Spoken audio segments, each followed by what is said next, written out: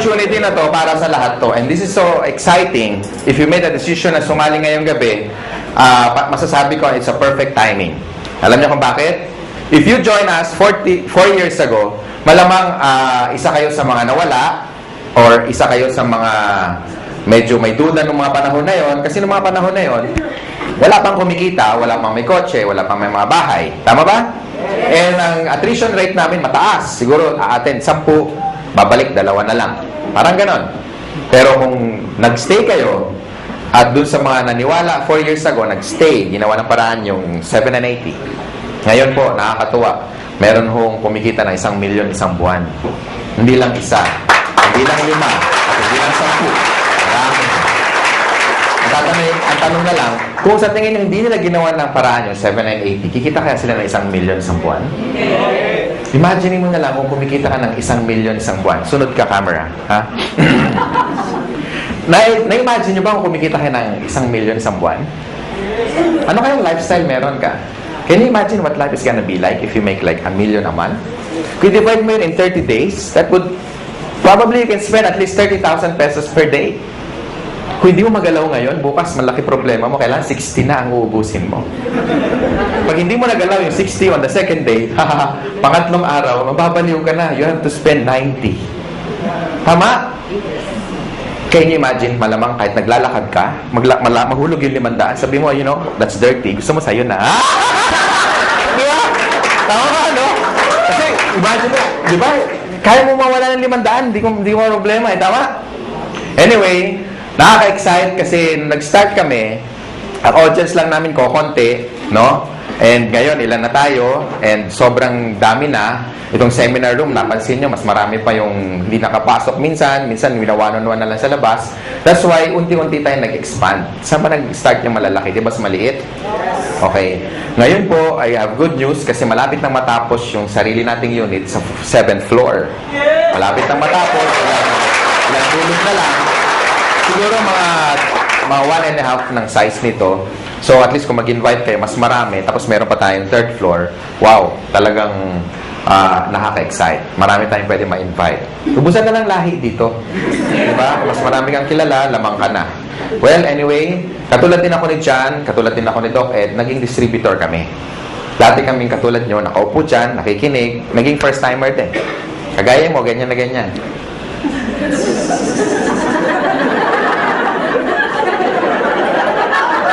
Parang iniintay, kailan matapos. Okay? And, dati po, isa po akong empleyado. I worked in one of the biggest communications company. Ayoko nang banggitin kasi past na yun. Pero PLDT yun. Siyempre, hindi ko kinahiya. And, I worked there as a programmer. So, parang si George, isa sang engineer, no? And, na-invite ako, katulad nyo, naging first-timer. Ang difference lang, nung time ko, 17 years ago, was, mas marami kami, 6 kami. Yung 4, kinain lang yung mamon, silip-sip yung sesto, naihi, kunyari, ayun, umalis, tumakas, hindi na bumalik eh. Okay? Ako natira, tsaka tatay ko. Tatay ko kasi nag-invite. Nakakatuwa, tatay ko, di ba? Sabi niya, anak, alam mo, ang ganda dito, grabe. Palakpak siya ng palakpak. Ako, nakita ko siya, mga palakpak. Siyempre, dadalawa na lang kami. Palakpak na rin ako, di ba? Hirap na eh. So, hindi ko alam kung ano nakita niya because on the first day, pag-uwi niya galing sa seminar, 17 years ago, kakaiba, mas maganda nga ngayon, at least marami. Kukwento ko lang, para at least naging kagaya nyo rin ako eh. And nung time na yon, kasama ko yung brother ko, na-excite kami, hindi kami na-excite, kasi tuwing umaga na lang, tuwing magbe-breakfast kami, sabay-sabay, sabi niya, alam mo anak, grabe. The following day, ganoon na naman, tuwing mag-almusal kami, alam niya, anak, grabe.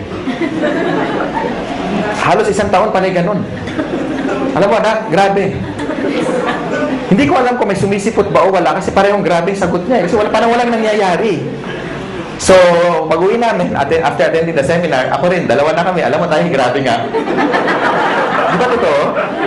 Kaya pag-uwi niyo mamayang gabi, malama, expression niyo, grabe. Tama? Mahulog kayo sa jeep, pagbayad kayo, mama, bayad o, grabe. Bahala na, kung saan kayo galing, bahala na siya mag-isip. Di ba? Mama, sukli ko, grabe. Mama, di ba?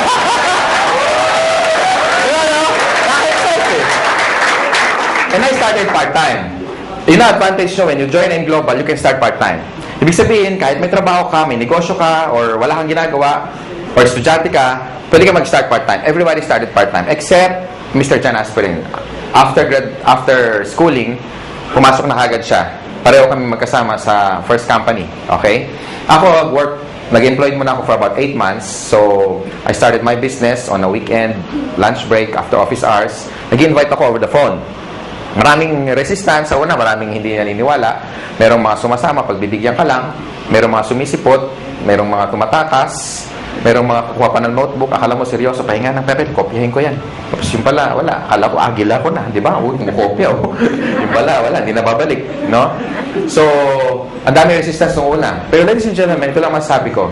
This is very important tip. Number 1. Kailangan, pag sumali ka sa AIM Global, especially sa mga panahon na to, dapat nakita mo na yung sarili mo kung ano mangyayari 5 years from now. Dapat maliwanag para lagi ka excited. Tama ba? Para hindi mo nakikita yung mga short-term failures mo. Kasi nakakita ka ng long-term goals. So, doon ako na-excite. Alam ko magkakakotse ako. Nakikita ko na magkakabahay ako. Nakikita ko magkaka-resort ako. Yung may swimming pool. Makikita ko mag-drive ako ng one of the fastest cars in the world.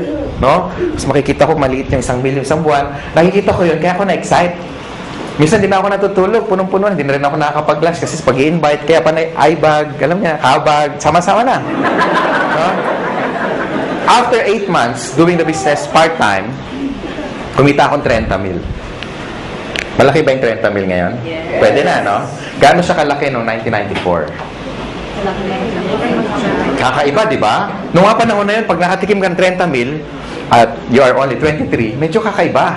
Talagang, alam mo yung yabang ko talaga, parang pag binaril mo ko, parang hindi ako tatablan. Alam mo yung gano'n kaya? Alam mo yung, sabi ko, pwede na, di ba? Kaya nag-resign ako, nilakas ang loob ko. Pero before that, in-encash ko muna yung cheque kasi baka tumalbog eh. No? Dumating yung cheque. Sabi ko, Miss, diretso ako sa BPI. Miss, palitan mo yung tig 100 para medyo, alam mo yun, marami. Di ba? Exciting ka nga. Masarap magbilang, di ba? Kaya problema, paano ko iuwi? Oo, kaya meron dito, meron dyan, madami sa medyas, pinakamarami sa ilalim ng brief, naka-roll pa, may goma pa eh. Nilagay ko doon. Maglakad ako, nakabuka. Pero okay lang, at least, diba? Hindi ko ma-hold up. At least safe. So pagdating sa bahay, it was my first time to make that kind of amount of money. So I was so happy, I was so excited. Lahat ng utang namin, lahat bayad, no? Naalala ko anong gabi na yun habang binibilang ko. Pag na-experience nyo, tingnan nyo ha. Pag una nyong maraming pera, ang sarap bilangin pa ulit-ulit. 28, 29, 30. Ulitin nga natin, parang kulang.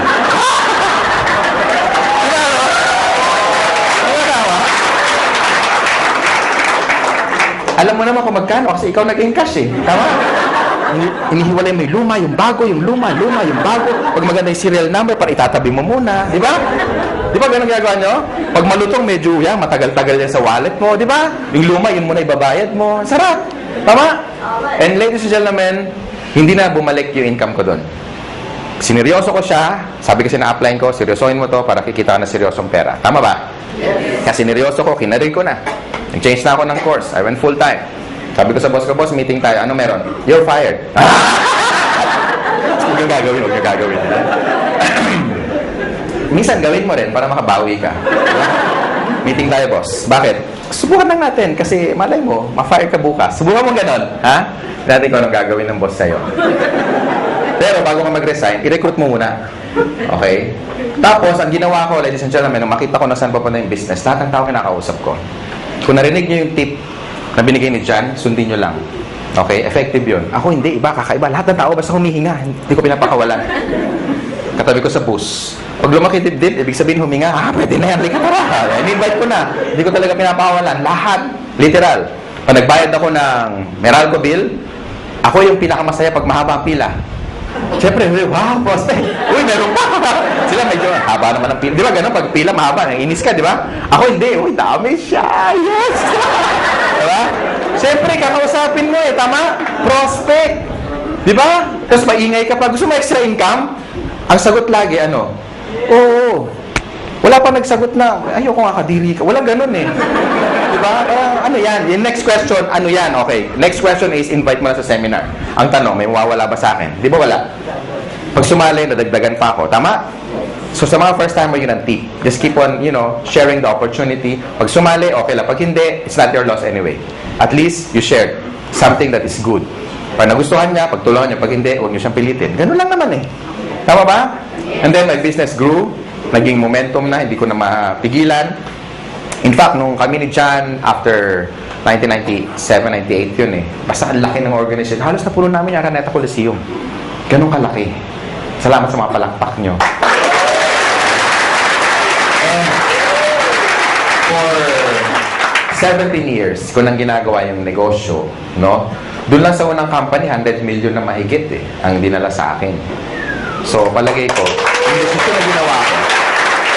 yung desisyon na ginawa ko, na gagawin nyo rin, dalawa lang kasi yan eh. Pwedeng totoo, pwedeng hindi. Ang tanong, what if totoo? At mangyari sa inyo yung mangyari sa amin. And ladies and gentlemen, AIM Global right now is number 1 in the country. Palakpakan nyo naman. Simple lang. Kasi mga may-ari, dating mga distributor, dating mga kagaya nyo, naupo din dyan, may na-invite na marami, na-Indian din, no? So, ibig sabihin, alam namin kung ano yung ginagawa namin.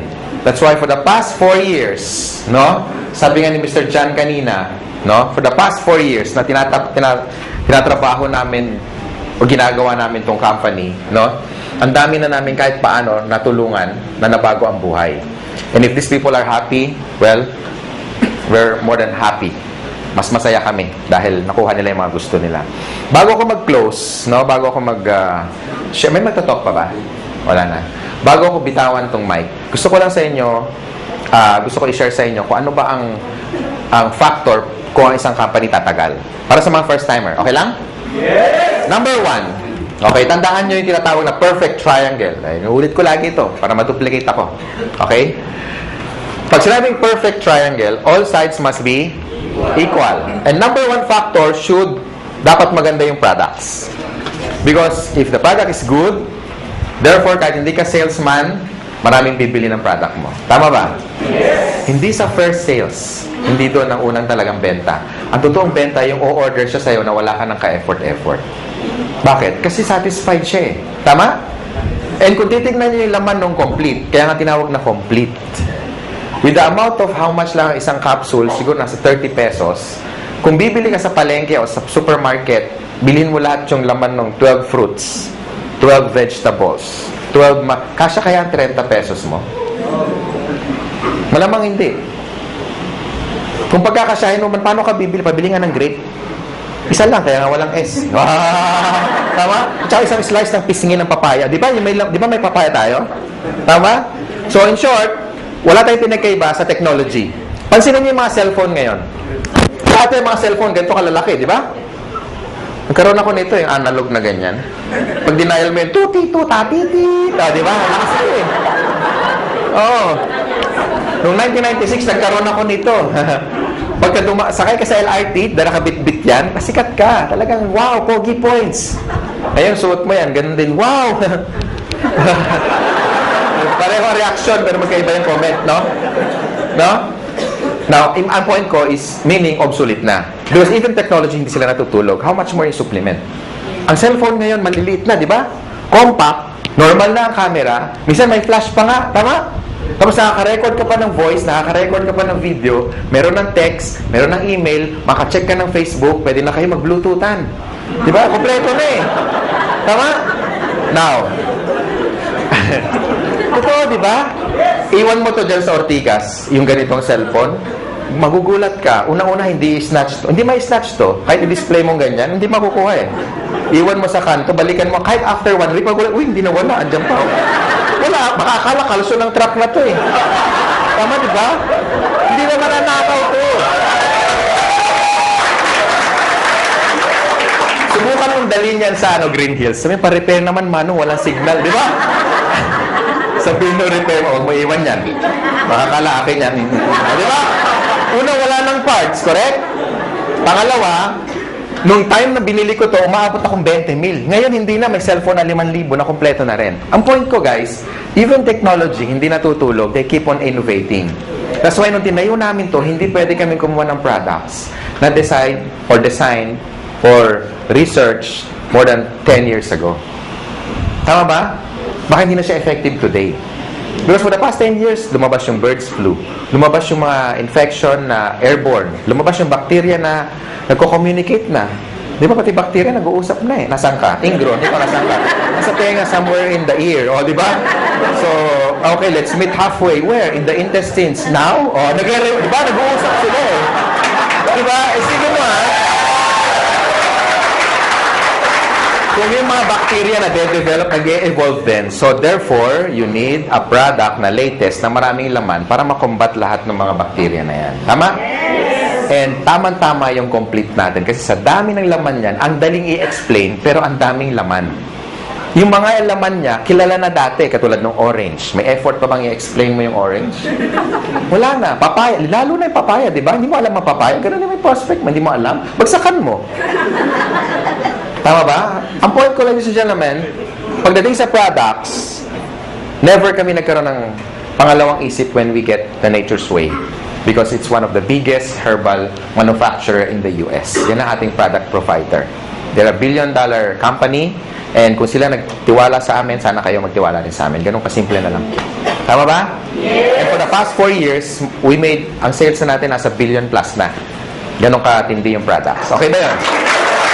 Number 2, dapat maganda yung marketing plan. And that's the reason, karamihan ng mga top distributor na nandito na kumikita na 100,000 isang linggo, 1 million isang buwan, no? Kalahating million isang buwan, hindi sila salesperson. They're not salespeople.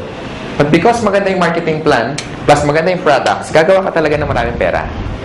Tama ba? Yes. Because, halimbawa, in-invite mo ako. And satisfied ako sa income ko. Pati sa produkto. Therefore, mag-i-stay ako sa grupo mo.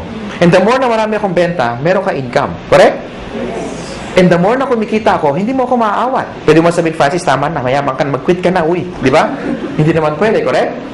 So, yung mga tao will keep going basta maganda yung income. And kaya ako nag-change ng career ko from engineering, I went into network marketing. Simple lang. Nakita ko kasi kung saan papunta eh. Yung buhay ko na na-enjoy ngayon, ito yung nakita ko 17 years ago. Ngayon lang naging obvious. Kaya stick to your dreams, ladies and gentlemen. This is very important. Importante kung may dreams ka, importante may opportunity. Kasi ang dami natin kilalang mga tao, di ba? Ang gagaling sa klase, top 10, minsan dins lister pa, talagang walang absent. Minsan yung salamin talagang halos ang kapal na, no? Talagang walang ginawa kundi mag-aral. Talagang top 10 sa class. Pero bakit pagka-graduate, after magkaroon ng job, 30 years later, some of them are broke, they're not happy, sometimes jobless, minsan wala, hindi man lang kumita ng unang milyon niya sa buhay. Why? Because hindi siya financially educated. And tonight, ladies and gentlemen, ang tinuturo namin sa inyo, how to become a businessman. Hindi para mag-member dito, bebenta, hindi. Tinuturo namin kayo maging negosyante. Tama ba? Yes. And with our marketing plan, kung titignan mo, ay grabe, nakadesign talaga to, isa pro-distributor marketing plan. Kumbaga, ang effort mo 1 beses, 3 beses kang babayaran. Kaya yung mga na kumikita ng malalaki in global, ito yung dapat nilang kitain in one lifetime. Kinikita lang nila minsan in 1 year. Some of them already made more than 30 million in just a matter of 4 years. So, i-divide mo na 4 years yun, almost 10 million a year, correct? And 10 million, hindi pa nga natin kikitain yun kung empleyado ka in one lifetime. Tama ba? Yes. So, ang marketing plan is very important kasi ang tinitipid mo rito hindi pera. Ang tinitipid mo rito yung tinatawag na oras. That's why I love doing this business because engineering ako before. And nakinumpute ko na yung sweldo ko, kung magkano yung savings ko, tsaka magkano yung kikitain ko for the next one lifetime. And na-compute ko, wala pang 4 na milyon. Kasi 7 mil lang ang sweldo ko isang buwan. Eh, gulong lang yun na sports car ko. Tama ba? And I'm so excited. Kung sino man nag-design ng concept na ganito, more than ilang years na, and we really embrace it. Kasi sa totoo lang, sabi ng mentor ko, and I even had a book na nakalagay doon, why work for 40 years and make all the money that you should be making for the next 40 years when you can only cut it down for the next 5 years? Tama ba? Yes. And ladies and gentlemen, you're still in the pioneer stage. Bakit? 4 na taon pa lang in global. Ang dami na resulta. Parang langgam. Kung nasaan matamis, doon maraming langgam. Kaya pansinin nyo, kung saan maraming tao, ibig sabihin may maganda opportunity dito. Maraming tao, hindi kami nababawasan. Nahiya na kami, kaya kami nag-extend. Kasi baka umabot tayo, baka dating yung panahon, pati kisame, may tao. Diyan ka lang, 2 oras lang to. Imagine mo, nakakapit siya. Nakakahiya, di ba? Next, and last, of course, we have what we call the business system. Sa halagang 7,980, kasama na yung buong business system, sinasama mo na. Kasama na sa buong package. Kami nagbabayad ng rent, kayo wala nang babayaran. Tama? Aircon, malamig, may upuan. Kanina ka pa nakaupo. Tama? Kami na nagbabayad ng warehouse. Kami na nag-i-import. Kami na lahat nagpapa-approve sa BFAD. Kami na lahat nagbubuo ng system. Pati sa international global expansion, kami na lahat. Wala ka naiintindihin. So this is a business na risk-free. Ang daling i-manage. Walang masyadong overhead. Kaya tatalunin mo yung mga franchise katulad ng Jollibee and McDonald's because of the system. If you want to make more money and become wealthy, they have 2 choices lang. Pwede kang magkaroon ng franchise like Jollibee. If you have 30 million, go for it. Pero kung wala kang pera, how can you be wealthy? So you have one choice. Join M Global. Yung nangyari sa amin, hindi yung tsamba. Kasi marami kami. Kung isa lang yumaman, pwede mo sabihin, tsamba lang yan. Wanina Bluman. Palagay ko may nunal yan sa likod. Di ba? Pero ang dami namin eh. Tama? Ang dami namin. Ang dami namin. So hindi siya tsamba. Gawa na yung tinatawag na system. Pansinin niyo yung Jollibee. Bakit ang tao tumataya ng 30 million? Kasi ang franchise, 1.2. 28 million yung building, lahat-lahat, pati yung gamit, aabutin ka ng 28 million. Okay? Bakit ang tao tumataya doon? Sa tingin mo dahil sa lasa ng spaghetti? Hindi. It's because ang binibili niya, kompleto na. Hindi niya naiisipin kung ano yung menu. Correct? Pansinin niyo yung Jollibee, lahat standard. Number 1, pricing. Yung manok, pareho, pati kulay, pati timbang. Lahat tayo nagwi-wish ng changes. Gusto natin ng pagbabago. In terms of health, in terms of wealth, in terms of money, in terms of what? Career. Ladies and gentlemen, malay mo ito na yung break na hinahanap mo. Hindi natin masabi. Kung marami ka na sinubok na network marketing company, o marami na nag-entice sa'yo, marami na nag-invite, ngayong gabi, yakapin mo yung sponsor mo. Especially nag-invite sa inyo. Sabi mo sa kanya, salamat. Pwede ba sabihin nyo ngayon? Salamat. Salamat at in-invite mo kami in one of the best opportunity in the world.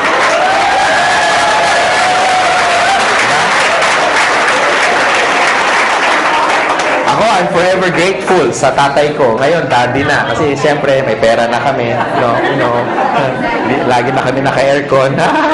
Di ba? Dati nasa isang room lang kami. Ngayon, di na kami nagkikita sa laki ng bahay. Wow! Francis, sis, bakit? May call. Call. Layo, hindi na ako makita kung nasaan eh. Di ba? Ganun kalalaki ang bahay, no? Tapos, may resort na rin ako na lahat kayo mga taga-M Global, walang bayad pag nagpunta kayo.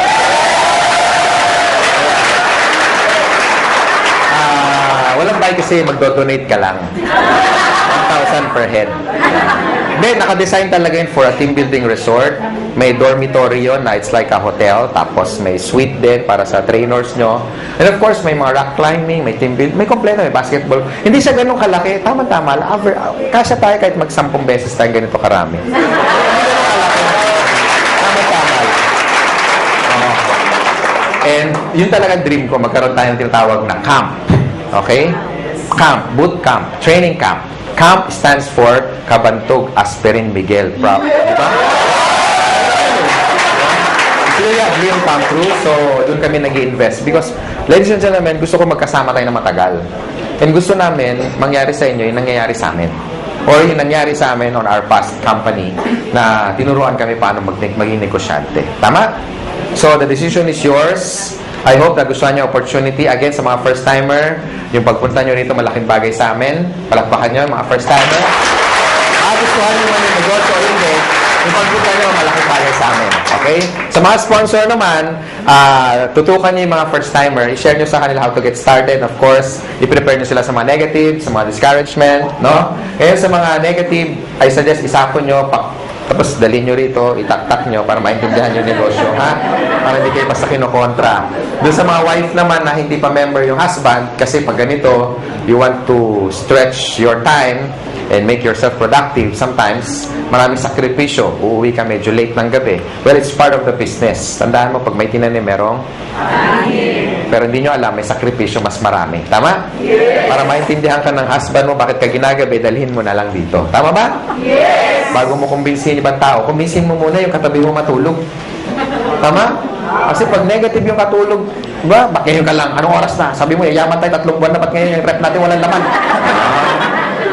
Excuse me, wala tayong rep. Wala tayong rep.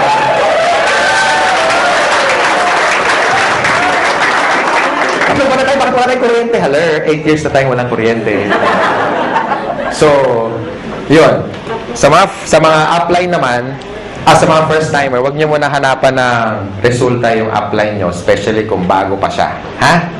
Siyempre, kung sasali lang niya kahapon, wala pang kotse yan. Siyempre, baka kasi na kotse mo, di ba? Ka-join lang eh, di ba? So, pag yung upline nyo bago pa, move to the next upline para matulungan kayo at masagot yung mga tanong ninyo.